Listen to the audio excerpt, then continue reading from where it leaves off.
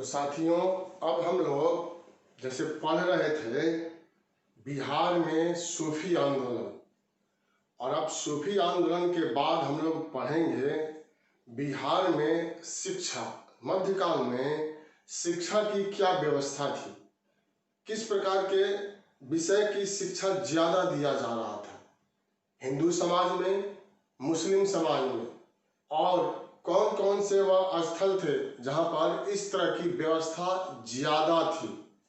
क्या सभी लोगों को शिक्षा में स्वतंत्रता प्रदान किया गया था। और इसके साथ थोड़ा सा हम लोग स्थापत्य कला के बारे में भी चर्चा करेंगे। मध्यकालीन बिहार में शिक्षा एवं स्थापत्य कला, यही हम लोग जान लेंगे और यही हम लोगों का अंतिम जो है अध्याय होगा मध्यकालीन बिहार का। और तब टेस्ट, और टेस्ट के बाद आधुनिक बिहार का इतिहास, बहुत आनंद आएगा। आधुनिक बिहार का इतिहास जो है हम लोग पढ़ेंगे, क्योंकि सब कुछ जाना बूझा चीज वहां पर अधिकांश मिलेगा, तो वहां पर आप लोगों को बेहतरीन तरीके से समझ में आ जाएगा।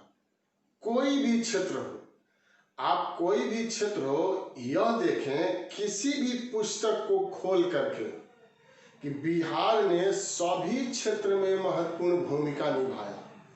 आज भी बिहारी छात्रों का लोहा पूरे भारतवर्ष में माना जाता है, क्योंकि इन लोगों की जो सोचने की क्षमता है, जो समान अध्ययन पर पकड़ है, समान अध्ययन की अगर बात कर दिया जाए तो इतना पकड़ भारत में और कहीं के विद्यार्थियों को नहीं है।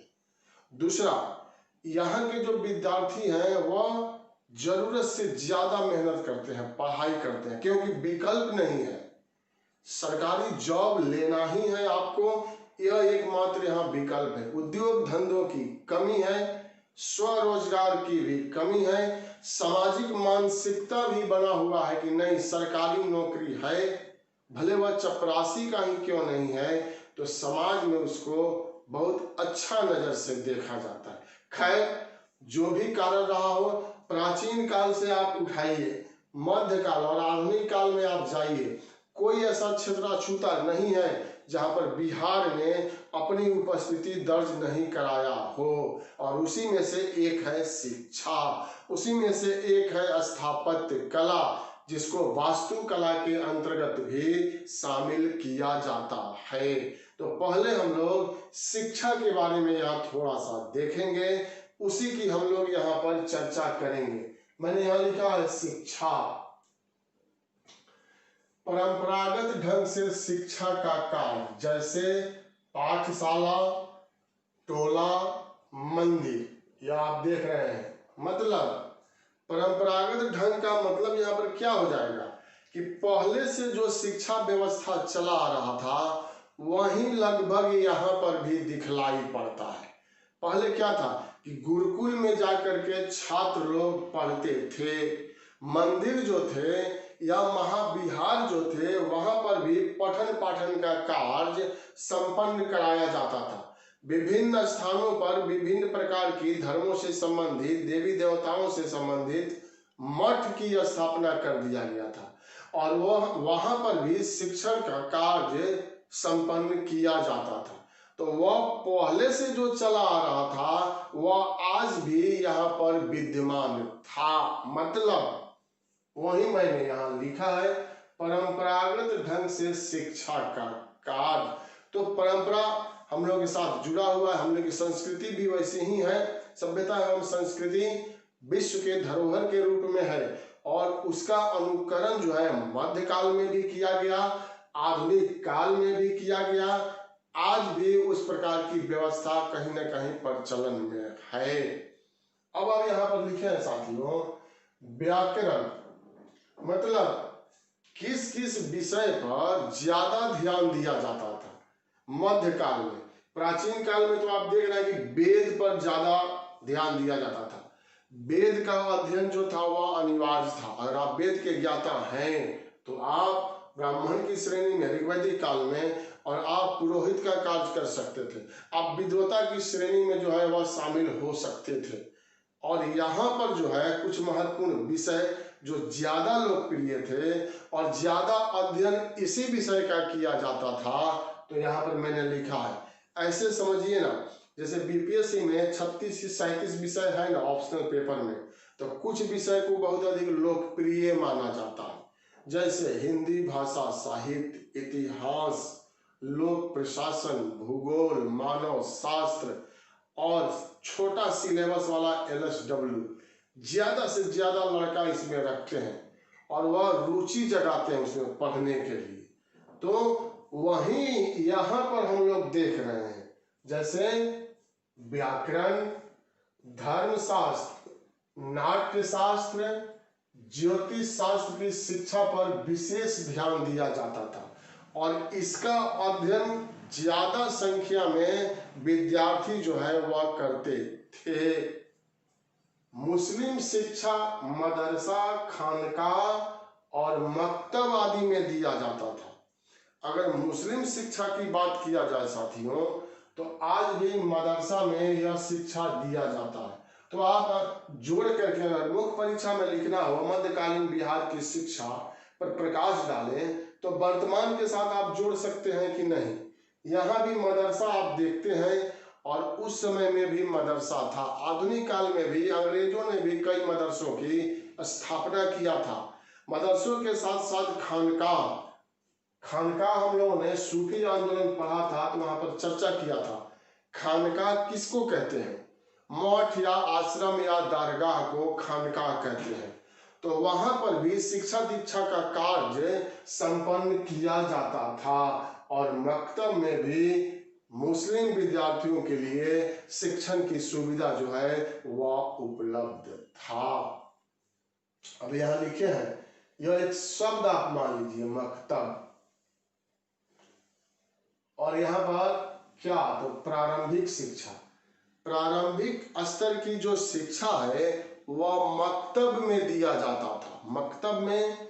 और मदरसा वर्तमान के महाविद्यालय के समान, उस समय का जो मदरसा था उसका स्वरूप अगर वर्तमान के साथ ला करके जोड़ेंगे तो यह महाविद्यालय के समान होगा, कॉलेज के समान होगा।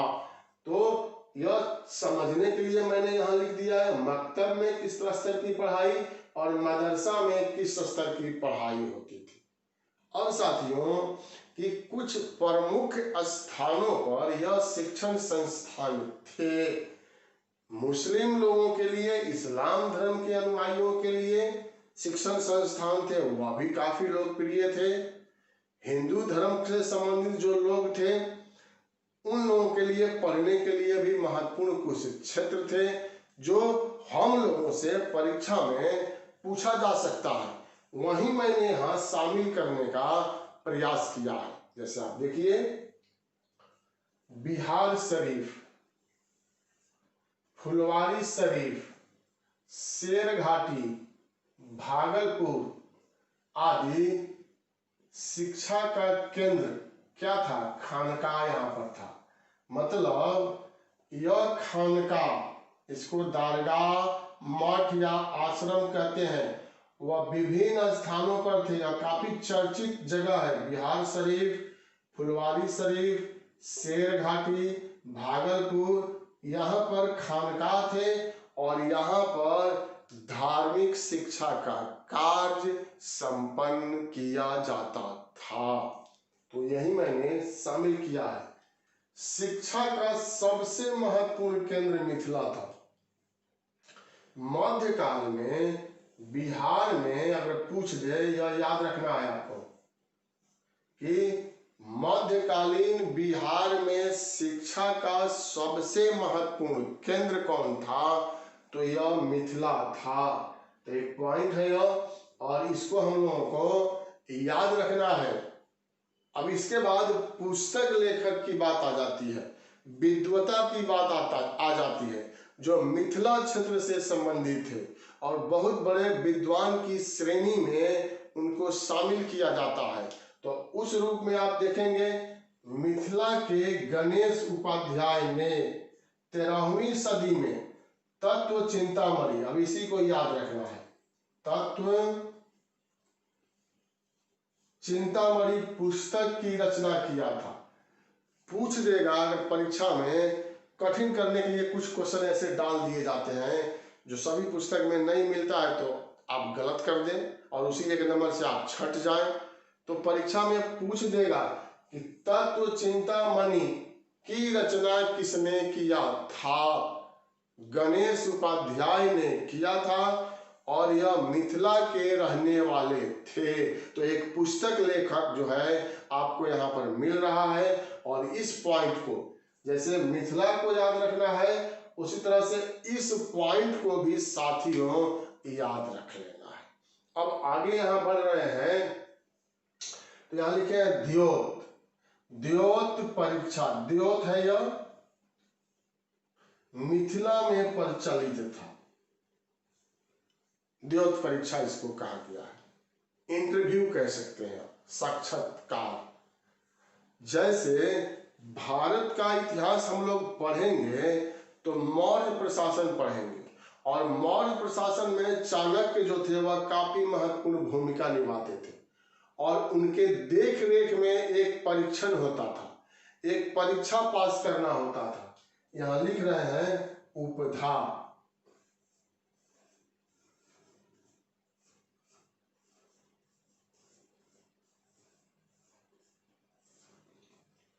उपधा परीक्षण, जो इस उपधा परीक्षण में पास कर जाता था उसी को अधिकारी वर्ग में, उसी को मंत्री परिषद में शामिल किया जाता था। यह काफी कठिन होता था। उसी तरह से आप इसको देख सकते हैं, द्योत परीक्षा मिथिला में प्रचलित था, और यह पूछा जाएगा कि इसकी शुरुआत किसने किया। तो यह महत्वपूर्ण पॉइंट है, आपको याद रखना है कि द्योत परीक्षा की शुरुआत करने का श्रेय किसको दिया जाता है, इसका प्रवर्तक कौन था? तो दरभंगा के महाराज थे इसके प्रवर्तक। और यह किस तरह की परीक्षा होती थी? तो मैंने लिखा है, इसके द्वारा छात्रों का साक्षात्कार लिया जाता था। साथियों, एक समिति का गठन कर दिया गया था, ब्राह्मणों की समिति होती थी, और उन्हीं लोगों के माध्यम से तर्क वितर्क के द्वारा साक्षात्कार लिया जाता था। फिर महाराजा के सामने भी लिया जाता था, और उसमें सफल होना पड़ता था, और सफल होने के बाद ही सर्टिफिकेट जो है वह दिया जाता था। उसके बल पर अब आप जो चीज प्राप्त कर लें।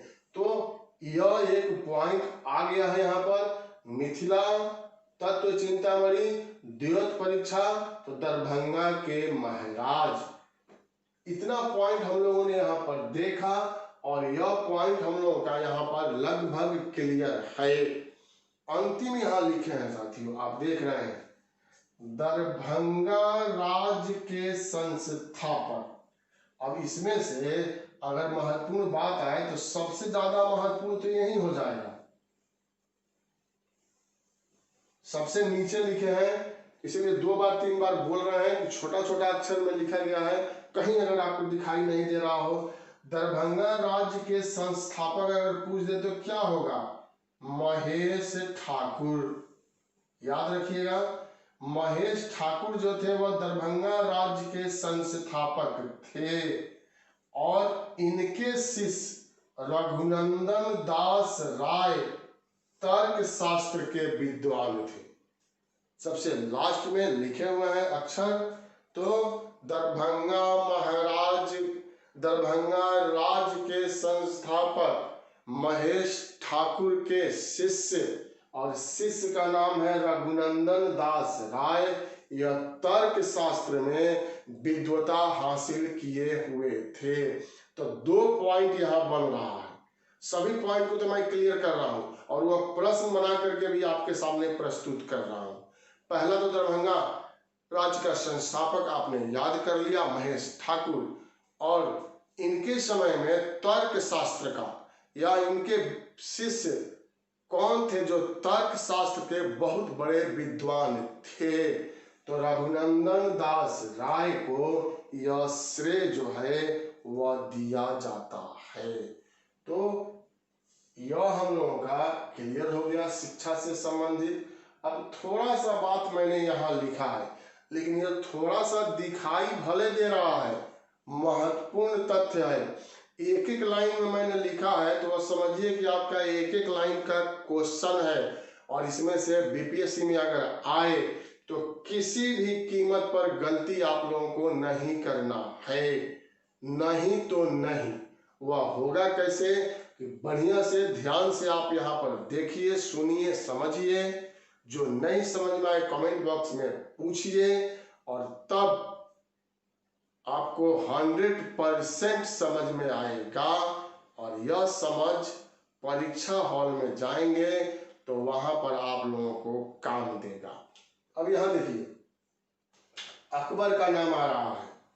अकबर का नाम आने का मतलब ही है कि यह कुछ ना कुछ इसमें खास बात है। अकबर महान की दया जिस पर हो जाए, अकबर महान के साथ वह काल जुड़ जाए, अकबर महान के साथ किसी का नाम जुड़ जाए, तो वह वैसे ही महत्वपूर्ण हो जाता है। जैसे अकबर बीरबल, अकबर बीरबल के किस्से हम लोग बार बार सुनते हैं।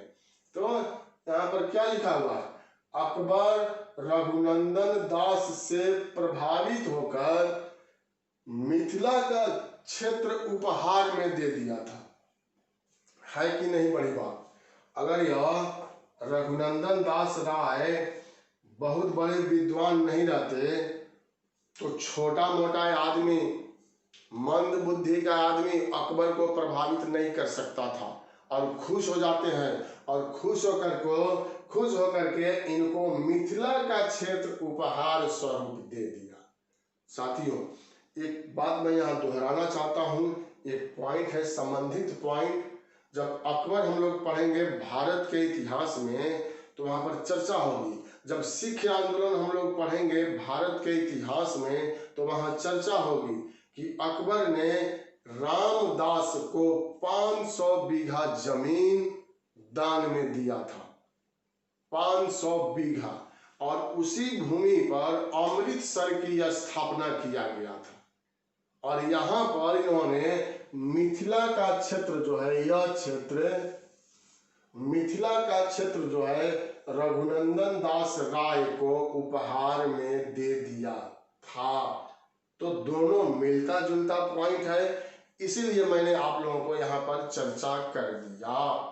इसके बाद शाहजहां के समय दारा शिकोह ने पटना के भवदेव मीर को सम्मानित किया था। एक से बढ़कर एक व्यक्ति थे मुगल राजघराने में। पढ़ा लिखा नहीं कौन था? अकबर। सबसे ज्यादा पढ़ा लिखा विद्वान कौन था? दारा शिकोह। और आप सभी लोग जानते हैं कि दारा शिकोह किसके पुत्र थे? शाहजहां के पुत्र थे।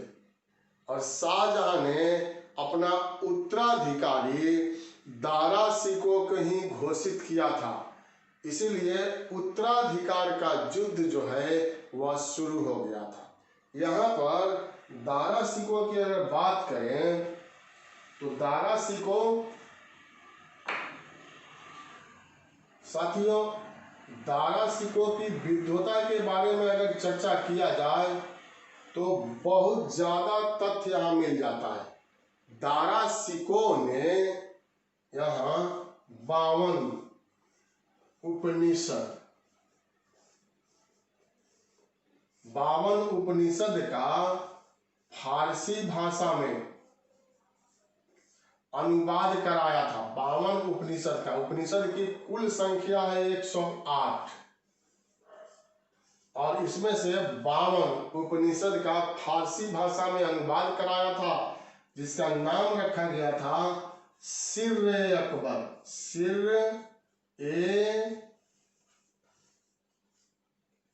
सिर-ए-अकबर इसका नाम रख दिया गया था। और दारा शिकोह जो थे वह धर्मनिरपेक्ष राजकुमार के रूप में भी माने जाते हैं। यह हिंदू और मुस्लिम संस्कृति को मिलाने के पक्षधर थे। और इसी रूप में इन्होंने एक और पुस्तक लिखा था और यह पुस्तक है, आप यहां देखिए, नज्म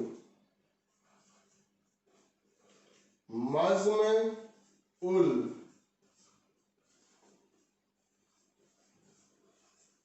बहरीन। यह दारा शिकोह के द्वारा लिखा गया पुस्तक है। नज्म उल बहरीन, दो महासागरों का मिलन। इसका शाब्दिक अर्थ होता है दो महासागरों का मिलन। दो महासागर क्या? हिंदू और मुस्लिम संस्कृति का आकर के आपस में मिलन। इसी से इसके व्यक्तित्व का, इसके सोच का पता जो है वह चल जाता है। तो दारा शिकोह का यह नाम आया था। इसके बाद राजा राम मोहन राय, यह तो काफी महत्वपूर्ण पॉइंट है। राजा राम मोहन राय फारसी भाषा के अध्ययन के लिए कहाँ आए? तो पटना आए थे। राजा राम मोहन राय के बारे में पढ़ा जाता है भारत के इतिहास में। जब सामाजिक धार्मिक सुधार आंदोलन पढ़ा जाता है तो इन्हीं से शुरुआत किया जाता है। राजा राम मोहन राय भारतीय पुनर्जागरण के जनक हैं। इनको भारतीय पुनर्जागरण का पैगंबर कहा जाता है, पिता कहा जाता है। और इन्होंने ब्रह्म समाज की स्थापना किया था, जो बार बार पूछा जाता है, बीपीएससी में भी पूछ दिया है, ब्रह्म समाज की स्थापना। और हम लोगों ने चर्चा किया था कि अकबर द्वितीय ने इनको राजा की उपाधि से सम्मानित किया था, राजा राम मोहन राय को। और साथियों, आप लोग सेट भी बनाते होंगे या किसी परीक्षा में जनरल वगैरह में शामिल हुए होंगे तो वहां पूछा जाता है कि किस भारतीय के सहयोग से लॉर्ड विलियम बेंटिक ने 1829 में सती प्रथा को समाप्त कर दिया। तो वही यह व्यक्ति हैं राजा राम मोहन राय, जो फारसी भाषा के अध्ययन के लिए पटना आए थे। तो पटना, इसका मतलब है कि फारसी भाषा का एक महत्वपूर्ण केंद्र था, पर्शियन भाषा का एक महत्वपूर्ण केंद्र था। वही पॉइंट मैंने यहाँ पर शामिल कर लिया है। अब इसके बाद है ईरान का यात्री, ईरानी यात्री अहमद बहानी ने पटना के सैफ खां मदरसे का भ्रमण किया था। तो मदरसे के बारे में पूछा जाए चाहे नहीं पूछा जाए, लेकिन यह तो पूछा जा सकता है कि निम्नलिखित में से कौन ईरान का यात्री था जिसने पटना की यात्रा किया था? तो वहां पर आप जवाब जो है अहमद बहानी दे सकते हैं। जैसे बीपीएससी का क्वेश्चन बैंक उलट करके देखेंगे तो कोई ऐसा व्यक्ति नहीं है, वैनसांग हो, फाइलान हो, मेगास्थनीज हो और इत्सिंग हो, यह नहीं पूछा गया है। यह सब के बारे में पूछ दिया गया है। विदेशी यात्री किसके समय आए या क्या करने आए या इनकी क्या पुस्तक है। तो मध्यकाल में बिहार से संबंधित यह भी महत्वपूर्ण तथ्य पूछा जा सकता है। क्लियर है, साफ? उसके बाद यहां मैंने लिखा है बिहार के नायब नाजिम, जो एक पद बनाया गया था नायब नाजिम। आप लोगों को याद होगा पिछले क्लास में हम लोग पढ़े थे कि एक पद क्रिएट किया गया नायब नाजिम का, और इस पद को प्राप्त करने वाला बिहार में पहला व्यक्ति था अलीवर्दी खां। और आप लोगों को याद भी होगा, वही पॉइंट है यहाँ, बिहार के नायब नाजिम राजा राम नारायण मौजू, लंबा नाम है, राजा राम नारायण मौजू ने फारसी भाषा में क्या लिखा? दीवान लिखा। तो पुस्तक लेखक आप यहाँ कह सकते हैं, और इसको भी आपको याद रखना होगा। यहाँ मैं इससे जुड़ा हुआ बात का चर्चा करूंगा। एक यहाँ पर दीवान आ रहा है जिसके लेखक मौजू है, राजा राम नारायण मौजू, और एक और दीवान आएगा, दीवान और मसनवी। यह दो पुस्तक है, दीवान और मसनवी। पुस्तक कम, इसको कानूनों का संग्रह ज्यादा कह सकते हैं। यह दोनों जो आप देख रहे हैं कानूनों का संग्रह है। और इसकी रचना किसने किया, या जब हम लोग भारत का इतिहास पढ़ेंगे तो बाबर के द्वारा इसकी रचना किया गया था। क्योंकि दीवान शब्द जो है वह मिलता जुलता है, इसीलिए मैंने यहाँ चर्चा किया कि कभी आपको दीवान यह दे दे, एक बात कह रहे हैं, यह दीवान दे दे और राम नारायण मौजू का नाम ही उसमें नहीं रहे और बाबर का नाम दे दे और आप गलत कर दें, इनमें से कोई नहीं आंसर मार दे, तो ऐसा हरगिज नहीं करना है। जहां से जो पॉइंट निकल करके आ रहा है मैं आप लोगों को जोड़ करके बता रहा हूं, एकदम एक एक पॉइंट तोड़ तोड़ करके बतला रहा हूं कि कहीं से भी गलती की गुंजाइश जो है वह नहीं रह जाए। तो इसीलिए मैंने यहाँ समझा दिया। अब इसमें इनका नाम नहीं रहेगा, यह विकल्प में रहेगा, बाबर विकल्प में रहेगा, तो बाबर आंसर हो जाएगा। समझ में आप लोगों को आ गया होगा। अब इसके बाद 14वीं सदी में फ्रांस के यात्री बुकानन, अब एक और यात्री आता है यहाँ, फ्रांस का यात्री, तो ईरान का यात्री, तो यूनान का यात्री, यह सभी लोग एक एक करके बिहार आते हैं और यह सभी लोग एक एक करके पटना आते हैं। मेगास्थनीज भी पटना आया था, जिसको हम लोग पाटलिपुत्र कहते हैं।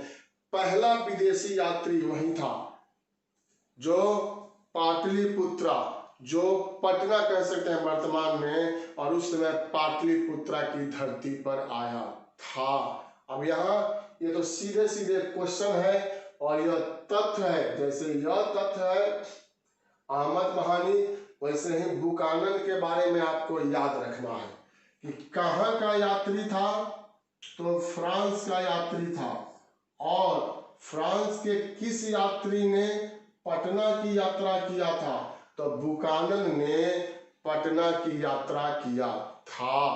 यही महत्वपूर्ण बात है। अब इसके बाद अंतिम लाइन मैंने यहाँ लिखा है और वह लाइन है, बहावी आंदोलन के प्रमुख नेता मौलवी अहमदुल्ला ने पटना में इल्ला अल मुसलमीन मदरसे का निर्माण कराया था। मदरसे की स्थापना इसके द्वारा कराया गया था। अब जैसे मैंने यहाँ बहावी आंदोलन लिखा है साथियों, तो इससे एक मिलता जुलता प्रश्न बन जाता है, तो वह मैं यहाँ पर चर्चा करूंगा कि आप क्वेश्चन को गलती जो है वह नहीं कर दें।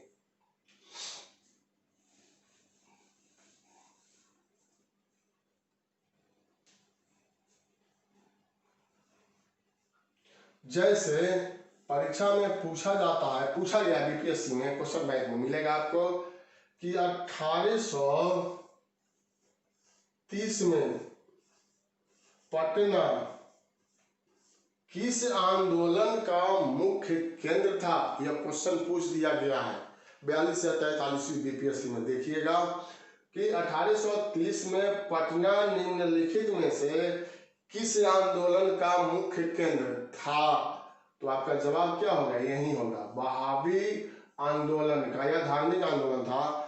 बहावी आंदोलन का साथियों यह मुख्य केंद्र था। अगर दोहरा दे तो आप यहाँ पर जवाब जो है वह दीजिएगा।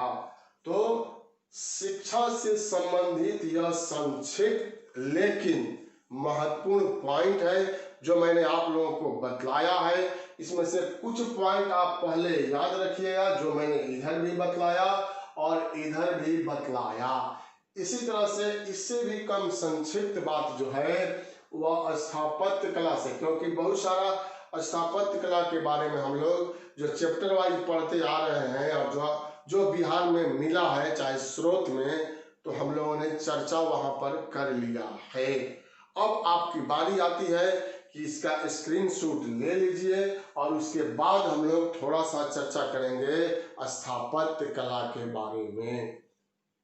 स्थापत्य कला के बाद हम लोगों का क्वेश्चन और आंसर का टाइम जो है वह आएगा और उस क्वेश्चन और आंसर के साथ हम लोग आगे बढ़ेंगे और तब हम लोगों का मध्यकालीन बिहार का इतिहास समाप्त हो जाएगा।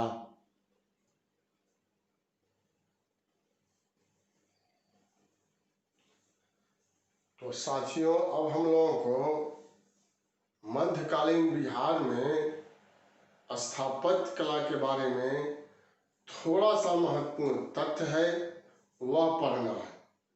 मध्यकालीन बिहार में स्थापत्य कला का ढेर सारा नमूना इसलिए नहीं मिलता है, अधिक संख्या में धरोहर इसलिए नहीं मिलता है कि दिल्ली को केंद्र बनाया गया था और दिल्ली को केंद्र बना करके शासन व्यवस्था को संचालित किया गया था और दिल्ली के शासकों ने राजपूताना क्षेत्र में बहुत अधिक आक्रमण किया था और राजपूत लोगों की या राजपूताना क्षेत्र की संस्कृति काफी समृद्ध थी। तो स्थापत्य कला के नमूने आपको राजपूताना क्षेत्र में बहुत ज्यादा मिलता है, फिर दिल्ली के इर्द गिर्द क्षेत्र में बहुत ज्यादा मिलता है। जहां जहां लोगों ने राजधानी बनाया, फतेहपुर सीकरी को राजधानी बनाया, आगरा को राजधानी बनाया, तो उस क्षेत्र में आप जाएंगे तो वहां पर बहुत सारे और बड़े बड़े भव्य इमारतों का निर्माण किया गया और बिहार में उस तरह का हम लोगों के पास साक्ष्य जो है वह मध्यकाल में कम से कम वह नहीं है। प्राचीन काल में तो बहुत है, लेकिन मध्यकाल में उतना साक्ष्य हम लोगों के पास नहीं है। फिर भी स्थापत्य कला के क्षेत्र में जो कार्य संपन्न किया गया उसको मैंने यहाँ पर लिखा है। जैसे यहाँ लिखा स्थापत्य कला, भूमिका में 2 लाइन जाना जाता है, कॉन्सेप्ट उससे जो है वह क्लियर हो जाता है। उसको भूमिका भी लिख सकते हैं, अवधारणा भी लिख सकते हैं। मैंने यहाँ लिखा है हिंदू कला के स्थान पर इस्लामी कला का विकास। तो यह वैसा समय था कि अब पूरे भारतवर्ष में इस्लामिक सत्ता की स्थापना हो गई थी, इसलिए हिंदू कला जो है वह तिरोहित होने लगा था और उसके स्थान पर इस्लामिक कला जो है अपनी प्रमुखता स्थापित करते जा रहा था। स्वाभाविक बात है, उसी धर्म के शासक अधिकांश आए दिल्ली की गद्दी पर, चाहे वह दिल्ली सल्तनत हो चाहे वह मुगल काल हो, तो स्वाभाविक है वह अपने धर्म को आगे बढ़ाएंगे, वह अपने धर्म से संबंधित हर क्षेत्र में प्रयास करेंगे कि वह धर्म से संबंधित कोई भी कला हो वह आगे बढ़ जाए। तो वह बात मैंने यहाँ लिखा है। इस समय अरबी, अफगानी और हिंदू कला का मिश्रण दिखलाई देता है। जैसे यह तो पहले से था ही, यहाँ पर हिंदू, यह अरबी लोग भारत पर आक्रमण किए, अफगानी लोग आक्रमण किए, तुर्की लोग भी आक्रमण किए थे और बिहार में यह जो आप देख रहे हैं इसका सम्मिश्रण जो है स्थापत्य कला के क्षेत्र में दिखलाई पड़ जाता है। तीनों का सम्मिश्रण आप यहाँ पर कह सकते हैं साथियों। और उसी के अंतर्गत कुछ यहाँ धरोहर जो है या स्थापत्य कला के नमूना जो है हम लोगों को दिखलाई पड़ता है। अब अगर पूछा जाए कि बिहार में मध्यकाल में स्थापत्य कला के मुख्य विशेषता क्या था, तो यह विशेषता मैंने यहाँ लिखा है, मेहराब, गुंबद और मीनार। मेहराब ऐसे बनाया जाता है, एक दरवाजे के रूप में होता है। जो इस्लाम धर्म के लोग जब यहाँ पर आए ना, तो वह यह तीनों चीज लेकर के आए, मेहराब लेकर के आए, गुंबद लेकर के आए और मीनार, ऊंचा मीनार जैसे कुतुब मीनार।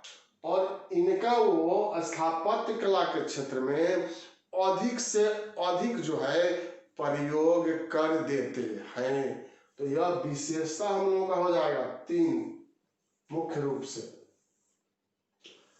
और इसके बाद कुछ यहाँ पर पॉइंट है जो परीक्षा के लिए महत्वपूर्ण हो जाता है।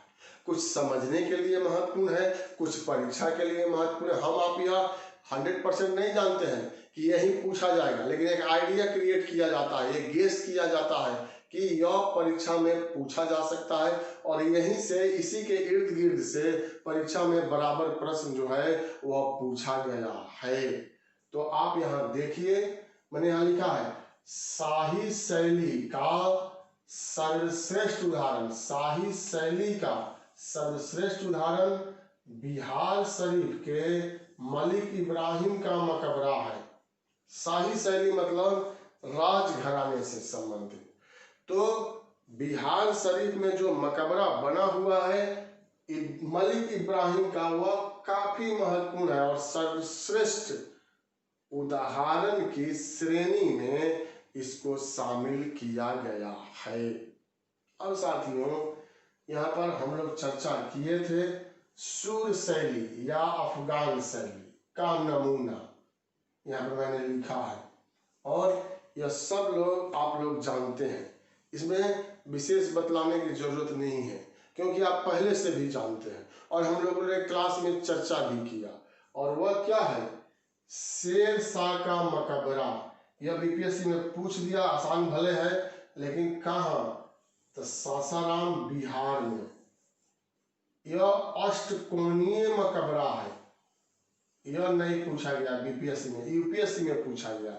अष्टकोणीय मकबरा का अंतिम उदाहरण अगर पूछ दे कि मध्यकाल में बिहार में अष्टकोणीय मकबरा का अंतिम उदाहरण कौन है, तो शेर शाह का मकबरा है। पानी के बीचों बीच में, जिसको कृत्रिम झील कहते हैं, आज भी है, पर्यटन के रूप में है। अगर आपकी जॉब लगती है और पोस्टिंग वहां होती है, निश्चित रूप से आप जाएं, और उसके लिए कुछ कार्य अगर बन सकता है कि उसको और थोड़ा सा सौंदर्यीकरण कर दिया जाए, उतना पावर अगर आपको मिलता है, उतना सरकारी धन जो है वह उपलब्ध कराया जाता है, फंडिंग आता है, तो आप निश्चित रूप से करें। और यह अद्भुत नमूना है सूर शैली और अफगान शैली का। रोहतासगढ़ का दुर्ग भी सूर शैली का ही उदाहरण है।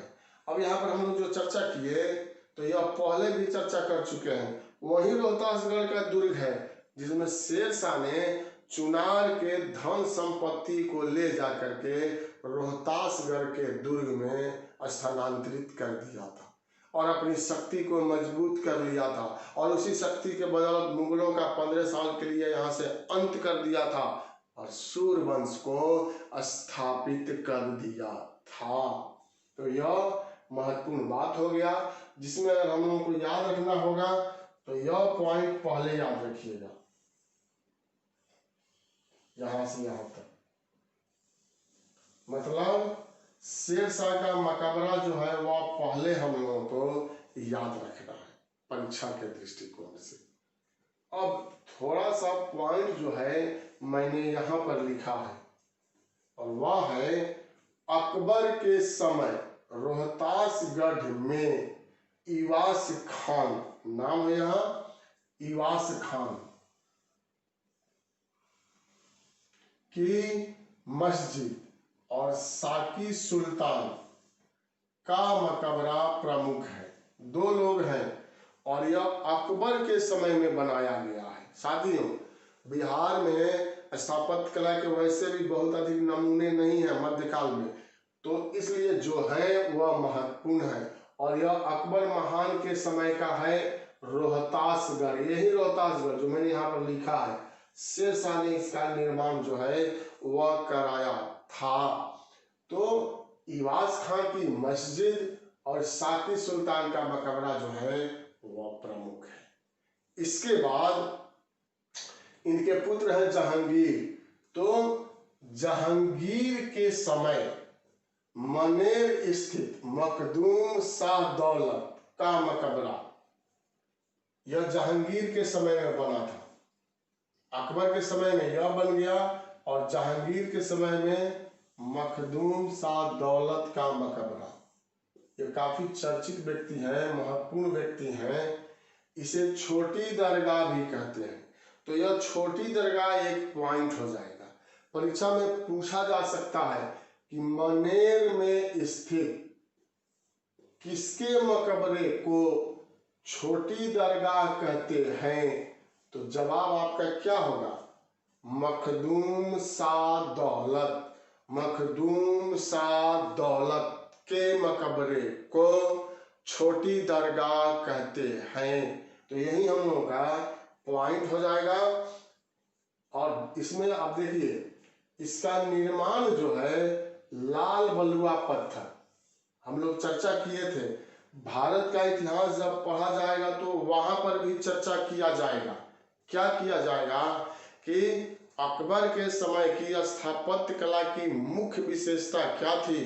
तो लाल बलुआ पत्थर का प्रयोग करना मुख्य विशेषता था। शाहजहां के समय में स्थापत्य कला की मुख्य विशेषता क्या था? तो सफेद संगमरमर का प्रयोग करना। तो यहाँ पर लाल बलुआ पत्थर की बात यहाँ भी आ रहा है। यह दरगाह जो बनाया गया है, जिसको छोटी दरगाह कहते हैं, वह लाल बलुआ पत्थर से निर्मित है। यहाँ तक हम लोगों ने पढ़ लिया। और अब देखिए, मंदिर की बात यहाँ पर अब आ रहा है। तो मंदिर के भी प्रमाण जो है कम ही मिले हैं बिहार में, इसलिए कि जब इस्लाम धर्म के अनुयायी शासक हों तो वहां मंदिर बनाने की बात नहीं आएगी।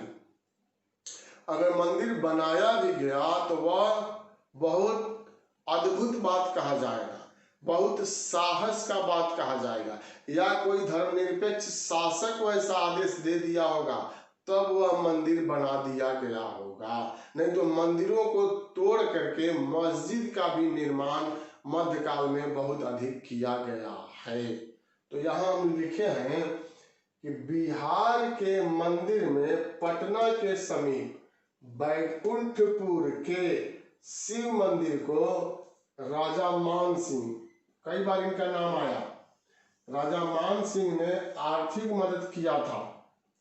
आर्थिक मदद राजा मान सिंह करते हैं कि इसको पुनर्निर्माण कर दिया जाए, इसको जीर्णोद्वार कर दिया जाए, इसकी मरम्मत कर दी जाए। तो शासक लोग आर्थिक मदद जो है वह दिया करते थे। वही कार्य यहाँ राजा मान सिंह के द्वारा संपन्न किया जाता है। इसके बाद रोहतासगढ़ के हरिश्चंद्र मंदिर का, रोहतासगढ़ में हरिश्चंद्र मंदिर है, का निर्माण राजा मान सिंह ने कराया था। साथियों, यहाँ भी मान सिंह का नाम आता। और जब निर्माण कराया था तो यह तो आपको याद रखना है, जैसे हम लोग याद रखते हैं ना कि बोध गया में महाबोधि मंदिर का निर्माण किसने कराया? तो अशोक ने कराया। गया में या बोध गया में विष्णु पद मंदिर का निर्माण किसने कराया? तो अहिल्याबाई होलकर ने कराया। उसी तरह से रोहतासगढ़ के हरिश्चंद्र मंदिर का निर्माण किसने कराया? राजा मान सिंह ने कराया था। तो यही महत्वपूर्ण और संक्षिप्त बात है राजा मान सिंह से। अब यह जो हम लोग देख रहे हैं, तो यहाँ पर मैंने लिखा अरबी, अफगानी और हिंदू कला का मिश्रण, माने इन सभी कला का प्रभाव जो है यहाँ दिखलाई पड़ता है।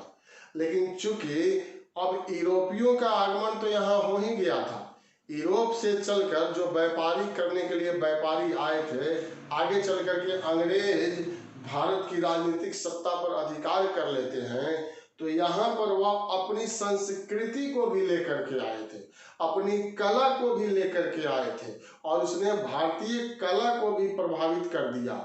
उसका प्रभाव जो है वह बिहार पर भी दिखलाई पड़ता है। और अब यहाँ का स्थापत्य कला जो है वह यूरोपीय कला से प्रभावित होने लगा था। जैसे इस काल में स्थापत्य कला पर यूरोपीय प्रभाव भी दिखाई पड़ता है। स्वाभाविक बात है, आप अगर कहीं जाएंगे विदेश में और वहां पर आप रहने लगेंगे, वहां पर नियंत्रण कर लेंगे, तो जो आपकी रहन सहन है, जो आपकी सभ्यता एवं संस्कृति है, वह वहां पर भी लागू करने का प्रयास करेंगे। और उसी में कला भी एक जुड़ा हुआ चीज है। अगर आप कोई घर बनाते हैं, अगर आप कोई मंदिर बनाते हैं, अगर आप कोई आश्रम बनाते हैं, तो यहाँ के कंसेप्ट को निश्चित रूप से वहां पर आप लागू करेंगे। तो वही बात तो यहाँ पर था, और यूरोपीय प्रभाव से प्रभावित हुआ। जैसे पटना का कलेक्ट्रेट समाहरणालय जिसको कहते हैं, आप देखेंगे यह पटना कलेक्ट्रेट तो इस पर दिखलाई पड़ता है। पटना कॉलेज का जो इमारत है, भवन है, पटना कॉलेज आप जाएंगे तो इसकी भवन भी देखेंगे तो यह हॉलैंड शैली से प्रभावित है। वह एक अलग डिजाइन को समर्पित है और देखने से ही पता चलता है कि यह विदेशियों के अनुकरण किया गया, विदेशियों के इमारत का, भवन का अनुकरण किया गया है। क्योंकि भारतीय शैली जो है वह अलग है और वह बिल्कुल अलग हो जाता है। अब यहाँ इसमें इसके अतिरिक्त मैंने लिखा है राजभवन, सचिवालय, उच्च न्यायालय पर भी प्रभाव दिखाई पड़ता है। सचमुच में दिखलाई पड़ता है। राजभवन की तरफ से जब आदमी गुजरता है निजामाबाद होकर के जाने के लिए, या सचिवालय जब आदमी जाता है, पटना उच्च न्यायालय के रास्ते से अगर गुजरता है, तो देखने से स्पष्ट हो जाता है कि यह भारतीय शैली नहीं है, क्योंकि यह विदेशी शैली है और उसी शैली का अनुकरण करके इसका निर्माण जो है वह किया गया है। तो स्थापत्य कला में मैंने निष्कर्ष में यहाँ लिख दिया, कोई नया कला का परिचायक नहीं है। यह जो कुछ भी आप देख रहे हैं यहाँ पर मैंने जो बतलाया, यह कोई नवीन कला का परिचायक नहीं है, बल्कि यह तो पहले से चला आ रहा था, उसी का अनुकरण जो है वह किया गया। जैसे मान लीजिए दिल्ली सल्तनत में जिस कला को हमने देखा वह शेरशाह अपनाते हैं और उसी चीज को अकबर अपना लेते हैं, तो वह पहले से चला आ रहा है मध्यकालीन में और उसी का अनुकरण यहाँ पर किया गया, जिस पर अफगानी, अरबी, हिंदू और यूरोपीय भी कहेंगे शैली का प्रभाव दिखलाई पड़ता है। हाँ, यह जरूर कह सकते हैं यह तीन नया चीज जो है यह लोग अपने साथ ले करके आए और इसका अधिकाधिक जो है इमारतों में प्रयोग किया जाने लगा था। तो साथियों, यही हम लोगों का मध्यकालीन बिहार से संबंधित अंतिम क्लास है और इसके बाद एक टेस्ट आप लोगों का लिया जाएगा। 50 क्वेश्चन का मैंने बनाया है और वह टेस्ट इसलिए कि आपके मनोबल को देखना है, आप उसको बनाएंगे, आपकी तैयारी को देखना है और उसके बाद हम लोग भारत के इतिहास के अंतर्गत बिहार के आधुनिक भारत का इतिहास जो है वह शुरू करेंगे। स्क्रीनशॉट इसका लीजिए आप, चूंकि यह बहुत सारा तथ्य है और इसी तथ्य के अंतर्गत अगर कोई परीक्षा में प्रश्न पूछा जाए तो आपको जवाब देना है। यह तो आपको याद हमेशा के लिए रख लेना है। यह भी शेरशाह से संबंधित है तो यह याद आप लोगों को रखना है। छोटी दरगाह किसको कहते हैं यह याद आपको रखना है। रोहतासगढ़ के हरिश्चंद्र मंदिर का निर्माण किसने कराया वह पॉइंट भी आपको याद रखना है। अब आप लोगों के सामने बारी आ रहा है क्वेश्चन और आंसर का। क्वेश्चन और आंसर दे करके आप इस क्लास को छोड़ सकते हैं। साथियों, बीच में कुछ लोग गायब हो जाते हैं, मुझे नाम याद है लेकिन मैं नाम रखूंगा नहीं आप लोगों का, क्योंकि आप लोग पुनः वापस आएं और इस क्लास को ज्वाइन करें। इतना महत्वपूर्ण तथ्य और इतना अलग तथ्य आपको और किस क्लास में मिलेगा या मिला होगा, मुझे तो आशा नहीं है। इसमें बहुत सारा नया चीज़ आप लोगों को मिल रहा है। स्क्रीनशॉट आप लोगों ने ले लिया होगा। अब क्वेश्चन और आंसर की बारी है।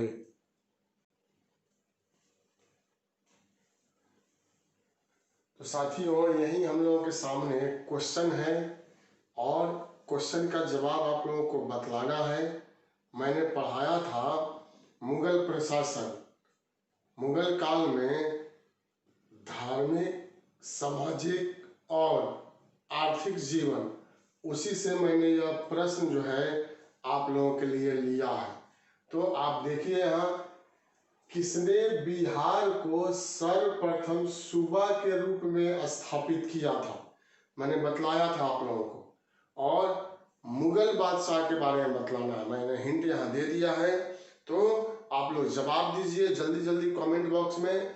यह क्वेश्चन को देख करके यहाँ पर आंसर जो होगा वह अकबर हो जाएगा। अकबर ने सबसे पहले बिहार को जीत करके मिला करके साम्राज्य में और सूबा के रूप में विभाजित कर दिया था। दूसरा क्वेश्चन देखिए, आइन ए अकबरी के अनुसार बिहार का सूबा कितने सरकार में विभक्त था। सूबा का मतलब प्रांत होता है, सरकार का मतलब जिला होता है। तो आईने अकबरी में कितने सरकार में बांटा गया था, कितने जिला में बिहार को बांटा गया था। आप लोगों का जवाब यहाँ आ गया होगा और यह है 7 सरकार, 7 जिला में बांट दिया गया था साथियों। तीसरा नंबर क्वेश्चन आपको देखना है और तीसरा नंबर क्वेश्चन है, परगना का अधिकारी कहलाता था या होता था। परगना के अधिकारी को क्या कहते थे। दो में से कोई नाम है जो आप दे सकते हैं, दोनों चलेगा। जिसमें आमील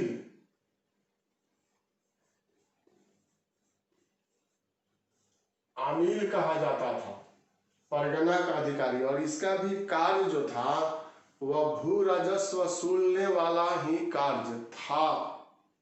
उसके बाद 4 नंबर क्वेश्चन है, अकबर के समय किसने बिहार की पैमाइश किया था। पैमाइश का मतलब आप खुद समझ रहे हैं, भूमि की नाप जोख करना, नापी करना, इसी को पैमाइश कहा जाता है। तो अकबर के समय में बिहार की पैमाइश करने का श्रेय किसको दिया जाता है। जवाब दीजिए कमेंट बॉक्स में और बताइए आप लोग कि कितना आप लोगों का सही हो रहा है अंतिम समय में। तो यहां आंसर हो जाएगा टोडरमल।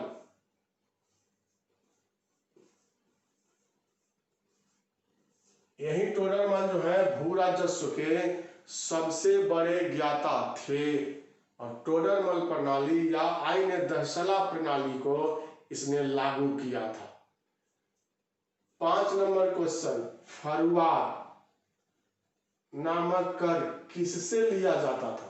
यह भी मैंने पढ़ाया था आप लोगों को प्रशासन में कि बिहार में मुगल काल में फरुआत नामक कर किससे वसूल किया जाता था। जवाब आपको देना है और जवाब 5 सेकंड से 10 सेकंड में दीजिए। जवाब आप लोगों का यहाँ पर आ गया होगा और जवाब में आंसर होगा जमींदार।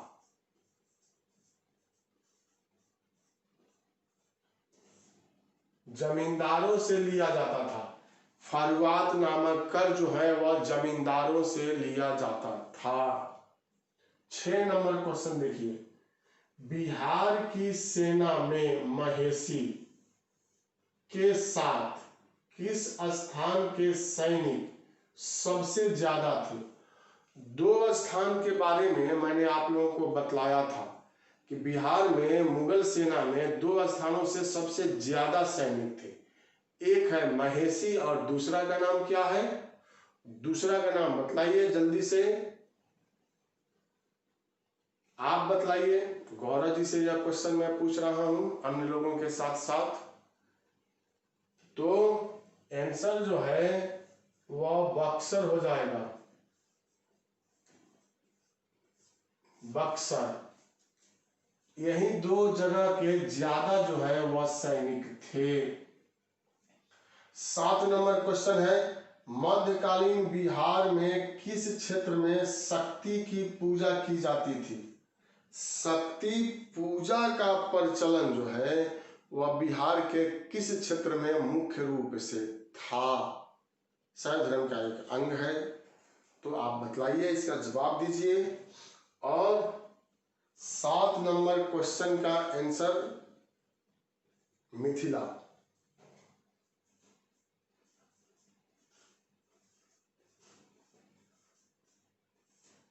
मिथिला है। मैं तो पहले प्रश्न लिखता था, लेकिन समय को बचाने के लिए अब मैं प्रश्न पहले से ही लिख देता हूँ, नहीं तो लिखने में ही इसमें टाइम लग जाएगा 20 से 25 मिनट। तो समय को बचा करके अब केवल आप लोगों के यहाँ जल्दी जल्दी देख करके आंसर जो है वह दे देना है। तो और तो मैंने यह आसान आप लोगों के लिए कर दिया। अब 8 नंबर क्वेश्चन है, हरिहर नाथ का मंदिर बिहार में कहाँ है? जैसे पूछा गया थावे का मंदिर कहाँ है? गोपालगंज। अरेराज का मंदिर कहाँ है? जिला का नाम पूछ दिया, पश्चिमी चंपारण की पूर्वी चंपारण। तो पूर्वी चंपारण में है अरेराज का शिव मंदिर, बहुत अधिक विख्यात है। सावन के महीना में कांवरियों की तांता लग जाती है वहां पर। उसी तरह से हरिहर नाथ का मंदिर बिहार में कहाँ है? तो जवाब आप लोगों का आ गया, और यह है सोनपुर में। सोनपुर। अब महत्वपूर्ण क्वेश्चन है, मुझे लग रहा है कि इस बार पूछा जाएगा इस दोनों में से कोई क्वेश्चन। कुलीनवाद किसकी देन है? यह जब हम लोग सामाजिक जीवन पढ़ रहे थे मुगल काल में, तब कुलीनवाद शब्द आया था और मैंने बतलाया था कि यह किसकी देन है, वही आपको बतलाना है। मैं एक हिंट दे रहा हूँ, यह कर्नाट वंश के शासक थे। मिथिला में जो कर्नाट वंश था उसी के यह शासक थे। एक दूसरा हिंट आप लीजिए कि यह कर्नाट वंश के अंतिम शासक थे। अब आपका जवाब यहाँ आ जाना चाहिए, कई शब्द जुड़ा हुआ है, कर्नाट वंश का शासक, कर्नाट वंश का अंतिम शासक और कुलीनवाद का प्रवर्तक। तो जवाब यहाँ आप दे दिए होंगे, हरि सिंह देव।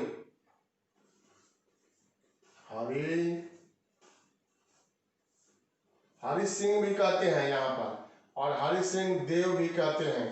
तो दोनों बात बराबर है। कभी कभी केवल हरि सिंह देगा वह भी सही है, हरि सिंह देव देगा वह भी सही है।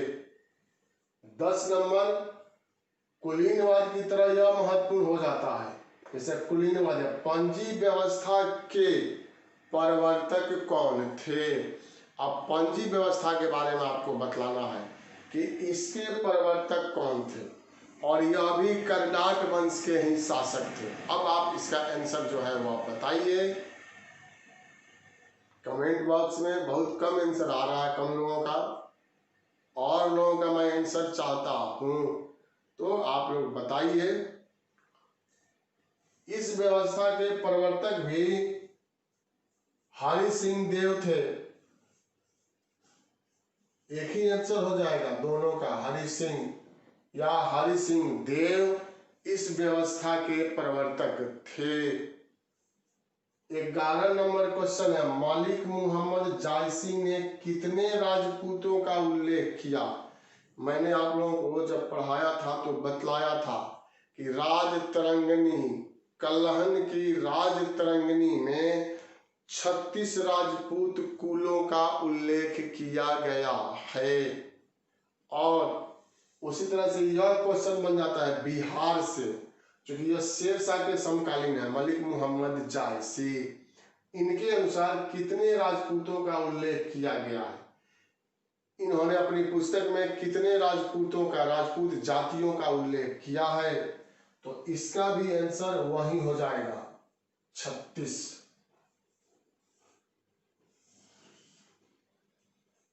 अब 12 नंबर क्वेश्चन यहां आपके सामने है, किस मुगल बादशाह ने सती प्रथा को प्रतिबंधित किया था?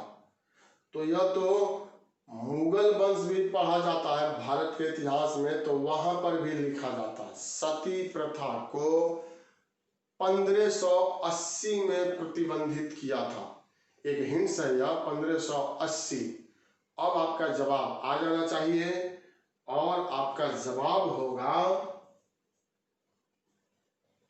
अकबर।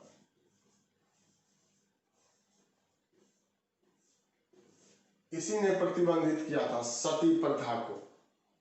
13 नंबर क्वेश्चन, वर्ण रत्नाकर पुस्तक में कितने प्रकार के वस्त्र उद्योग का उल्लेख है? वर्ण रत्नाकर जो पुस्तक है उसमें कितने प्रकार के वस्त्र उद्योग का, कपड़ा उद्योग का उल्लेख किया गया जो बिहार में प्रचलित था? तो हमने बताया था आप लोगों को, संख्या केवल आप लोगों को बतलाना है यहाँ पर, और 5 से 10 सेकंड में आप बताइए, चूंकि आप पढ़ चुके हैं और आप लोगों को याद भी होगा। आंसर यहां हो जाएगा 30 प्रकार, 30 प्रकार का। अब यहां पर मैंने लिखा विष्णु पद मंदिर का निर्माण किसने कराया? यह भी परीक्षा के लिए 66वीं बीपीएससी के लिए महत्वपूर्ण है। जिनको याद है अच्छी बात है कि अगर आप पूछ दे तो 1 नंबर आपका सही हो जाएगा। जिनको नहीं याद है उनको याद करना है, क्योंकि पूछा जा सकता है। विष्णु पद मंदिर गया में है, फल्गु नदी के किनारे, और इसका निर्माण किसके द्वारा कराया गया था यह आपको बतलाना है। मैंने बतलाया था इंदौर की शासिका थी। एक यह आपको हिंट्स दिया जा रहा है, इंदौर की शासिका, और उनका नाम था, यहां मैं लिख रहा हूं अहिल्याबाई।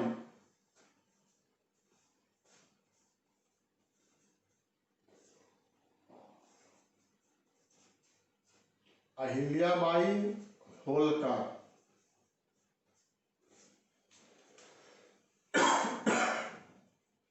यही जो है वह आंसर हो जाएगा अहिल्याबाई होलकर। अब 16 नंबर क्वेश्चन आप देखिए।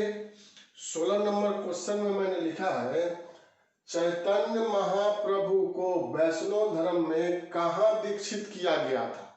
ऐसी मान्यता है कि चैतन्य महाप्रभु को बिहार में ही वैष्णव धर्म में, भागवत धर्म में दीक्षित किया गया था। तो वह स्थान आपको बतलाना। जैसे पूछा जाता है ना कि भगवान बुद्ध को ज्ञान की प्राप्ति कहाँ हुआ, भगवान बुद्ध को मृत्यु की प्राप्ति कहाँ हुआ, महावीर स्वामी को ज्ञान की प्राप्ति कहाँ हुआ, तो उसी तरह से यह क्वेश्चन हो जाएगा चैतन्य महाप्रभु को वैष्णव धर्म में कहाँ दीक्षित किया गया था? तो आप जवाब दीजिए और यह आंसर हो जाएगा गया। गया में इनको दीक्षित जो है वह किया गया था। इसके बाद वेंकटपुर का मंदिर स्थित है। जगह का नाम बतलाना है कि कहां पर यह स्थित है। आसान क्वेश्चन है, जाना पहचाना नाम है, और प्राचीन काल से लेकर के आधुनिक काल में, वर्तमान समय में भी यह काफी चर्चित जगह है, राजधानी है, और इसका आंसर जो है वह पटना हो जाएगा, पटना। 18 नंबर क्वेश्चन, उजूहत नामक कर किससे लिया जाता था? यह बिहार में लिया जाता था उजूहत। तो बतलाना है, जैसे एक आपने यहाँ बतलाया कि फरुआत नामक कर किससे लिया जाता था? जमींदारों से। तो उसी तरह से वजूहत नामक कर किससे लिया जाता था यहाँ आपको बतलाना है, केवल आंसर। तो यह व्यापारी वर्ग से, व्यापारी वर्ग से लिया जाता था। 19 नंबर क्वेश्चन है कि पटना और गया किस सरकार के अंतर्गत है? जैसे हम लोगों ने पढ़ा था कि 7 सरकारों में विभाजन किया गया था, तो 7 सरकार का मैंने नाम भी बतलाया था। तो उसी के अंतर्गत यह प्रश्न है कि पटना और गया किस सरकार, किस जिला के अंतर्गत शामिल थे? 10 सेकंड का समय है आपके पास, बताइए, और बता करके कुल जोड़ करके तब जाना है लाइक करके जाना है। सब्सक्राइब, नए लोग हैं जुड़ रहे हैं, मैं आज पहला दिन आया हूं या पहले दिन आई हूं, तो सब्सक्राइब कीजिए, लाइक कीजिए, बढ़ाइए संख्या को। जैसे मैंने क्वेश्चन की संख्या बढ़ा करके 20 कर दिया, ऐसे लिखने में यह 20-22 आ जा रहा है, तो और एक एक लाइन में लिखने में कम आता था, तो मैंने यहाँ क्वेश्चन की संख्या बढ़ाया। आप लाइक की संख्या बढ़ाइए, शेयर की संख्या बढ़ाइए, सब्सक्राइब की संख्या बढ़ाइए। यह बिहार सरकार, नाम ही था जिला का बिहार, किस सरकार के अंतर्गत? तो बिहार सरकार। सरकार का मतलब जिला या गवर्नमेंट्स का मतलब यह नहीं होगा। अंतिम क्वेश्चन है कि बिहार का सेनापति क्या कहलाता था? मुगल काल में जो सेनापति बिहार में नियुक्त किया गया था, बिहार प्रांत में, सूबा में, तो इस सूबा का सेनापति क्या कहलाता था? उसको किस नाम से संबोधित किया जाता था? यही आप लोगों को जवाब देना है, और सभी लोग लगभग इसमें जानते होंगे, इस जवाब को देंगे, और इसको साथियों कहा गया है बख्शी। केंद्र स्तर पर मीर बख्शी, केंद्र स्तर पर मीर बख्शी, और राज्य स्तर पर बख्शी जो है वह कहा गया है। तो यही आज का प्रश्न था, और इसी के साथ हम लोगों का मध्यकालीन बिहार का इतिहास समाप्त होता है। आप इसका स्क्रीनशॉट लीजिए, क्योंकि यह क्वेश्चन है। स्क्रीनशॉट लेकर के आप इस क्वेश्चन को अपने नोटबुक में नोट कर सकते हैं। यहाँ से अगर कोई परीक्षा में प्रश्न पूछा जाएगा तो आपका जवाब जो है वह सही हो जाएगा। अब इसके बाद 50 क्वेश्चन का टेस्ट, प्राचीन भारत, मध्यकालीन भारत और आधुनिक भारत का उसमें क्वेश्चन रहेगा, और आपको अपनी जांच करना है कि अब तक जो पढ़े या कुछ नहीं भी पढ़े हैं, जो आज जैसे आधुनिक बिहार का इतिहास नहीं पढ़े, तो उसमें प्राचीन बिहार, मध्यकालीन बिहार और आधुनिक बिहार का क्वेश्चन रहेगा। हम जानते हैं कि बहुत सारा क्वेश्चन का आंसर आप लोग जानते हैं, क्योंकि आप तैयारी कर रहे हैं, बहुत अच्छे तरीका से मन लगा करके तैयारी कर रहे हैं। तो 50 क्वेश्चन में 30+ आपको लाना है, और कमेंट बॉक्स में भी लिखना है कि मेरा किसका किसका, तो मेरा जो है वह 30 से ऊपर है। स्क्रीनशॉट आप लोग ले लिए होंगे। बहुत बहुत धन्यवाद आप लोगों का, बहुत बहुत शुभकामना।